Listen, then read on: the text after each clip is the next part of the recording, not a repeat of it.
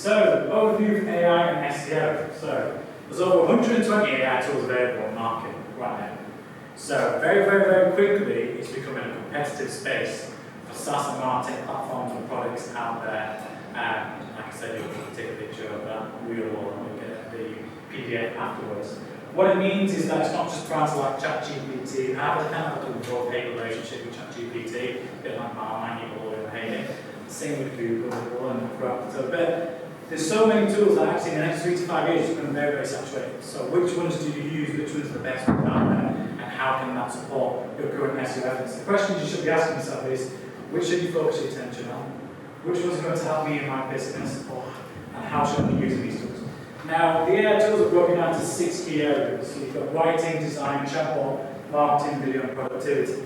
And what you'll see is the theme of some key brands like OpenAI that dominate in key areas of that. So that's one of the key platforms I will say OpenAI obviously has GPT. Mainly because Microsoft bought into OpenAI, recently invested further $3 billion into OpenAI, and now integrated OpenAI into their Teams Pro platform. I've done a podcast about that, so do read that in terms of how that is game changing as well. So I love this quote by Jason Fried, and I'm hoping it is him because I googled him and that was the image that came up. And he said, work hours aren't heroes, they don't save the day, they just use it up. The real heroes are at home because they found a faster way to do it. There was another quote I was thinking of using from Bill Gates, which was, if you're going to get a hard task to be done by someone, get a lazy person to do it, so I'm the most quickest and efficient to do it.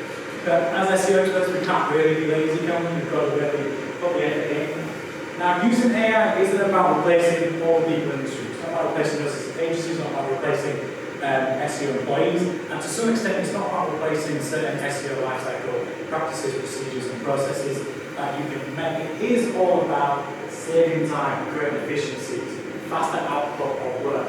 When you look at the whole digital channel mix, SEO, every time we're pitching and based on our services, we say the quicker results will come from Facebook and Google and paid media, that we say give us 3 to 6 months before we can actually measurable results and a measurable uplift on SEO. But by using a lot more SEO and AI tools, you can improve how you work and provide more value. For us, as an example, as an agency, means we can save time and resource doing more manual tasks, which means we don't have to increase our fees to our clients in a couple of years' time because we're not having to hire them. If I can get one employee working on 10 SEO accounts instead of 6 or 7, I'm just increasing productivity, which means I don't spend more money on recruitment, which means I can pay better in wages, etc., which means I keep my costs down to my clients as an agency. And the idea is about leveraging AI in the whole SEO lifecycle. It's all about taking people from data, insights to execution, quicker, faster, more efficient. That's what it's all about, that's how we should be using it. I love this quote from Mark Trappigan from SEO Clarity, because the future of AI isn't AI doing SEO for us, but rather AI taking over the most time-consuming tasks, freeing SEOs to be directors and implementing the best informed actions and skills that we're able to speak. And that's the whole idea. It's all about making our lives easier. We don't want to be spending hours a day doing keyword research or searching different facts or topics. It's about our content planning. We want to make sure that that whole process is a lot easier. But the first thing I'm going to do is I'm going to address the elephant in the room. Hands up if you're using ChatGPT to write content or part of your content right now. I love that relationship. It's not good SEO, it's bad SEO. However, when I wrote this and Brighton SEO took place last Thursday, Friday, my whole SEO team was there, I kind of contradict myself with what Google said on this one. So I put in an extra slide this morning based on the feedback I got from Brighton SEO about what Google said about ChatGPT and AI written content, which is kind of annoying because we've already done a presentation and Google answers something completely different to what's already online. The reason for it is 5 key things.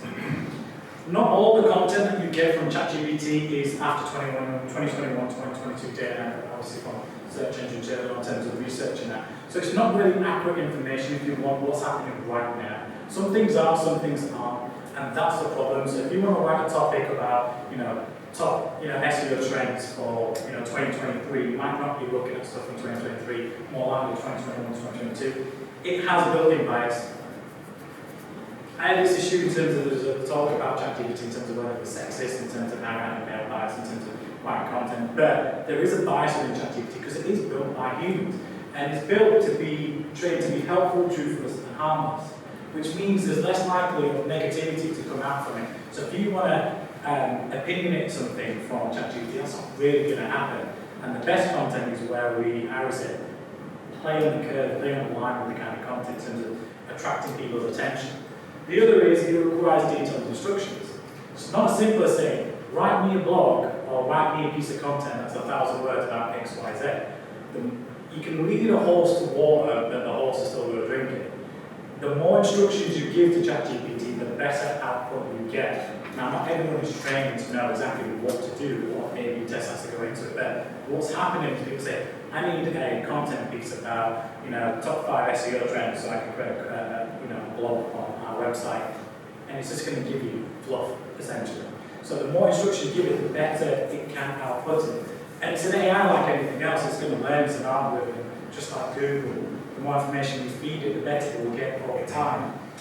But remember, ChatGPT content can be identified. Everyone know about Google's BERT search algorithm? They tested it on that, and they were able to identify which content was humanized and which content was actually AI written.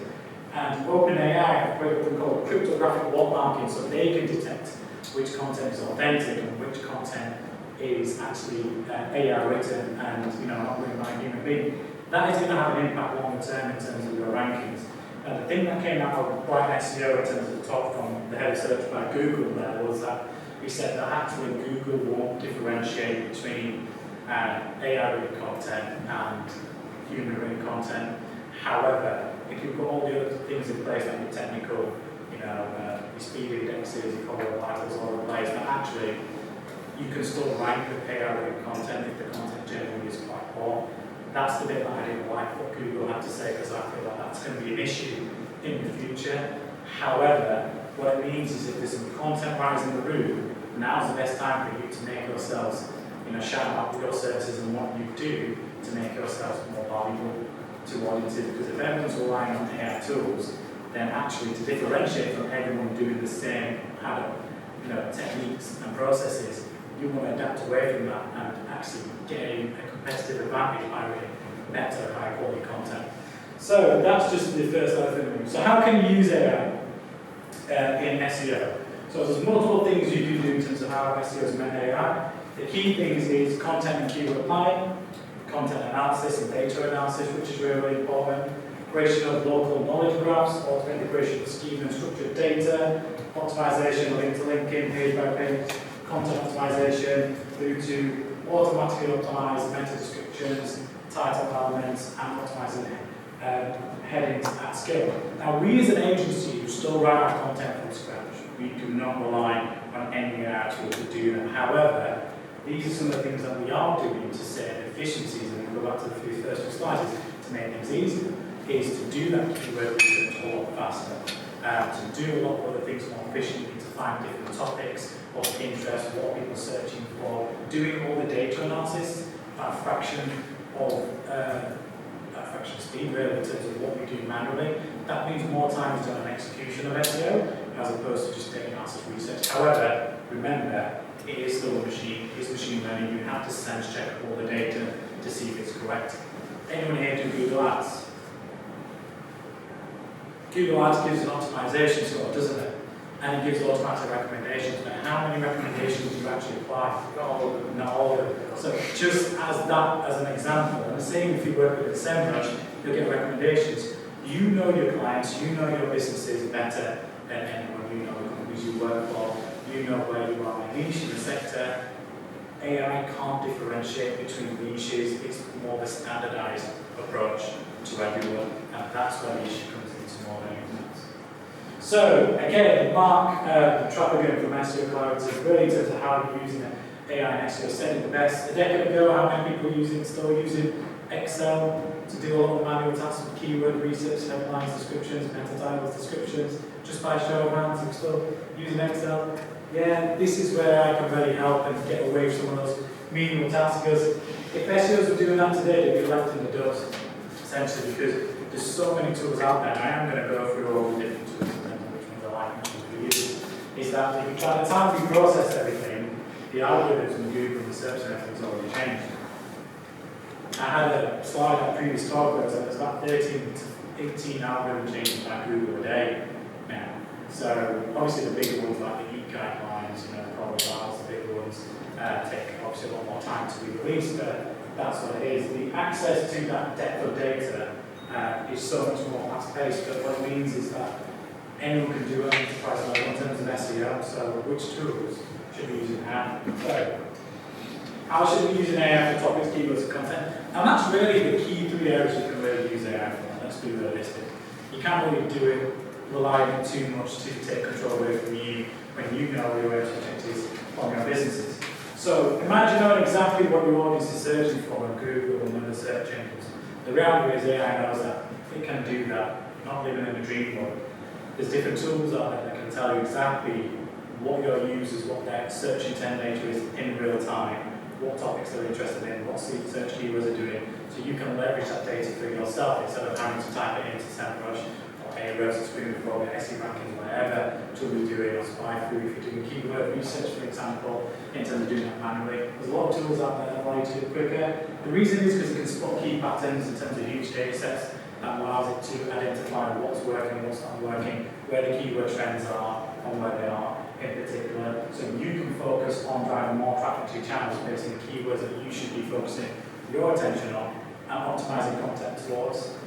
These same tools offer you insights into what your top ranking competitors are doing. There's a lot more availability in terms of competitor insights, in terms of what you can and can't do. Has anyone heard of the platform SpyFu? Yeah, a few people nodding head. I love SpyFu from a PPC perspective because it tells me what keywords key competitors are bidding on, as well as the historical insight in terms of the actual headline and descriptions that they're using and how they're changing on time. That's not because you want to use that platform to duplicate or copy what your competitors are doing, but that insights allow you to be creative and basically stand out and be more creative with your headline descriptions. And you always see it on LinkedIn or some kind of publication from Marketing Weekly or The Drum where someone's doing something very, out of the box thinking with their headlines and descriptions and get some kind of views. So ask AI tools as well to analyze the piece of content you bring in. So hands up if you like content in this room, just by show of hands. Right, so some good content wise here. So if you've already produced it, it's already online, ask AI to review that content and actually suggest what keywords might be missing from that content to help you identify what you think the process is and what it isn't. You as a writer might write content for X, however your user will be searching for content related to X, Y, and Z. So X will only be a third or 25% of what they're kind of searching for as part of their user journey, what they're doing online. So that's why ask AI tools to be able to analyze it as well as a secondary basis. Other things you can do, remember content creation, the biggest pillar there is when it comes to SEO strategy, but to be truly effective, you need to create and publish online that should be really content should be really fully optimized before it's published. So if you're writing content organically and then using the tool like ChatGPT to say, identify particular keywords, these are the keywords that this content ranks for, identify this 1,500 keyword content related to those keywords and say yes, and I'll probably pull up all the recommendations of keywords that we're not using. There's other tools that I like to do this. Right now, you're probably spending a lot of time doing research, looking at trending keywords, topics, pieces of content. That's a manual process. Just by show of hands, do you agree with that? Right now, everything's quite manual. This is where AI, obviously, if you're using it, can save a lot of time because there is a better way to achieve this. It allows you, AI lets you in on the best and most relevant topics and keywords for your brand, and there's tools out there that allow you to see, right, these topics, these brands, these keywords are the most relevant based on what you're looking for, and categorize it, allow you to do better crafted content, better optimized content as a result of it. If you know what your user's searching for, what topics or keywords they're interested in, you can then tailor your content strategy around being more specific to what the user intent is. Besides keywords, SEO content can also help identify better opportunities for link building based on user intent and a lot more. So tools like SEMrush are really good for link building, great AI tools built within that platform. But if you've got a piece of content and you've got other pieces of content, what you can do with something like ChatGPT or OpenAI, you can add in the URLs of all your landing pages and say which pages link best to which other pages. So for internal linking, which is what we want to do to help our rankings, which is keep users on site for longer, more engaged with more piece of content to another piece of content. It identifies better opportunities for link building based on if you just submitted your sitemap to ChatGPT, for example. I think none of you would have thought to do that. It's something you could do was walking away. Also allows you to enable optimized content that you've already created. I've already mentioned this, but suggesting the best search terms as well as the length and specific piece of copy you need to do. Now on to the bit that you really want to know is which AI tools should you be using, and I've put in blue what they're best for and what they're not best for. So hands up if you're already using SEMrush. Even I'm going to leave my hand up for that one. SEMrush, AI-powered SEO tools, various apps for keyword research, content optimization, and link building. But it's the bulk link building analysis tool that lets you, understand what your competitors are doing, what your anchor texts are, for example. That's the best element of SEMrush, in my opinion. Some people might disagree. But it's a great all-around tool, but it's best for link building. So if you want to optimize or find out more efficiencies with AI in terms of link building and use SEMrush, I really like market news. So when we're talking about in terms of using AI platforms and tools for keywords, topics of interest, and what content people and competitors do, market news is probably one of the ones that I really like as a platform, because it's AI-driven system for content strategies. So it'll show exactly what terms you need to target to compete with key topic categories. It'll also surface topics you may need to target if you want to own certain topics of interest within the search. Allows you to generate content ideas, see what the competition is doing, and it's really good for local SEO. So if you want a great AI tool for local SEO, market news is actually what I recommend. So great for topics, content matters, and great for local SEO if you want to use that. Next one is phrase. Have you heard of phrase before? Yeah, a few people actually use phrase. Again, I think this is a great AI tool. It tells marketers the questions prospects are asking, because remember, our job is that Google is a search tool that a lot of people tend to just ask questions and not to get the best response and answer from. And if you know what questions they're asking, you can create that content around those specific question types and topics of interest. So that's why I said imagine if you knew what your audience was searching and typing into Google, or you don't dream anymore, stuff like phrase actually allows you to do that. That's how we use to understand what content briefs of any topic, as well as a catalogue and site visit questions we should be answering. Companies big or small are using it to do research content faster, drive better SEO results, build smart content strategies on actual customer questions. So again, this one's great for user insights and content research, but it's best for content optimization, so you know exactly what. I will be asking questions in, but feel free to go ahead. Have you tried using the heat maps and keywords on that? It's amazing. No, because we have another tool which we use for heat mapping. What's the name again? I want to say sales file. Should we give it a go? Yes, we will. So there's another tool. Especially for topic apps. Okay, great.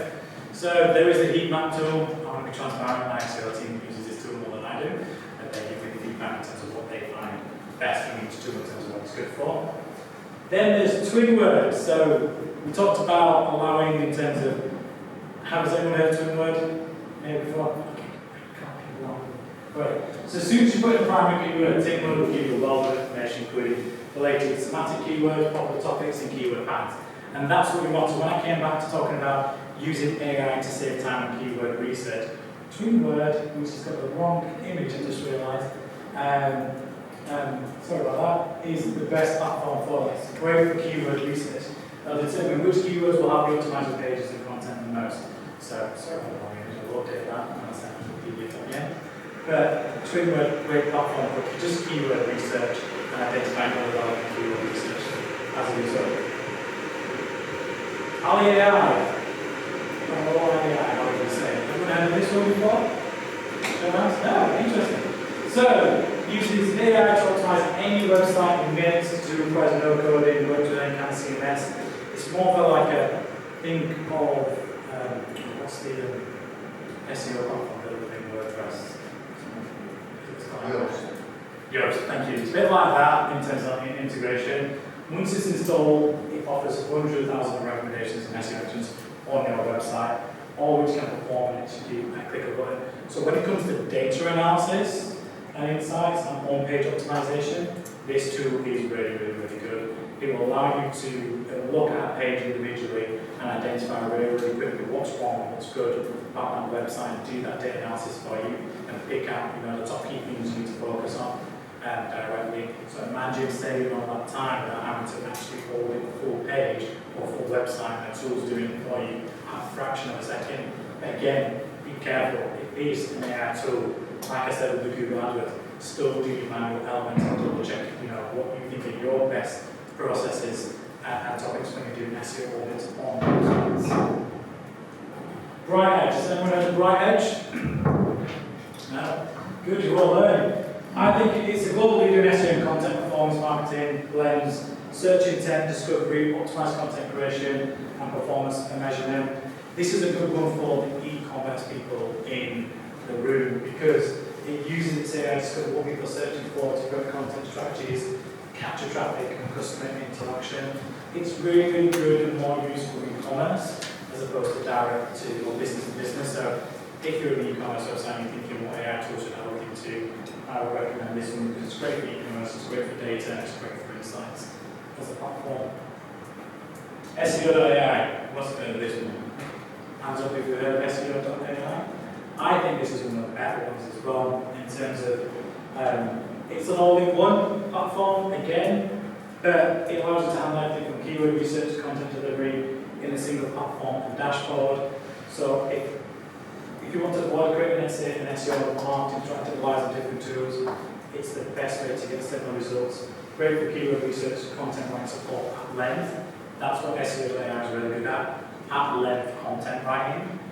So when I was talking about don't just do AI-based content, if you want to cheat, that's the tool to cheat with. But remember, if you are cheating, anyone who's doing manual stuff is going to end up ranking better than you in the long term, short term. But it's good to kind of see what, as a comparison in terms of what long form content can be written as a tool.